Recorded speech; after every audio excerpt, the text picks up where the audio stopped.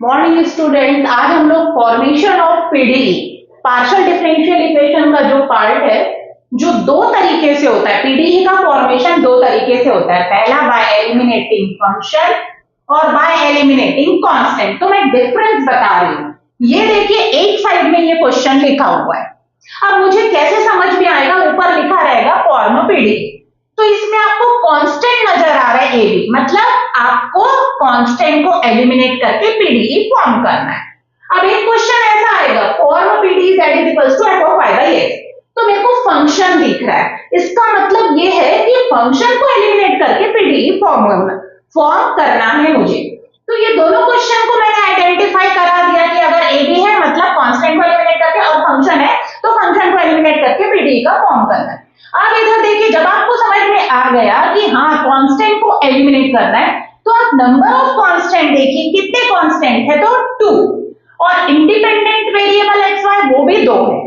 जब number of constant और number of independent variable दोनों इक्वल होते हैं, तो हमारा जो पीडीई फॉर्म होता है वो सिर्फ वन ऑर्डर का होता है, मतलब सिर्फ एक बार डिफरेंशिएशन से काम चलेगा। तो इसको 1 डालेंगे और इसको एक बार किसके रिस्पेक्ट में डिफरेंशिएट करेंगे, पार्शियल x, तो a आया।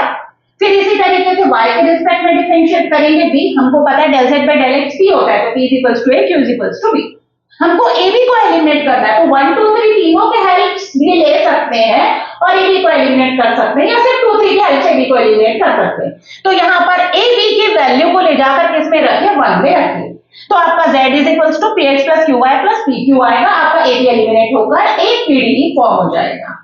अब नेक्स्ट आता है फंक्शन में, that is equals to f of y by x, इसको 1 नंबर डालेंगे। आपके पास एक ही फंक्शन है, इसका मतलब जो पीडीई फॉर्म होगा वो 1 ऑर्डर का फॉर्म होगा। तो इसको किसके रिस्पेक्ट में डिफरेंशिएट करेंगे, x के रिस्पेक्ट में। तो f का हुआ f डैश, फिर y by x का x के रिस्पेक्ट में y कांस्टेंट, x इनवर्स का -1 upon x square, p is equals to ये आया। इसी तरीके से y के रिस्पेक्ट में डिफरेंशिएट करें, f का f डैश और y by x का 1 by x, q is equals to I।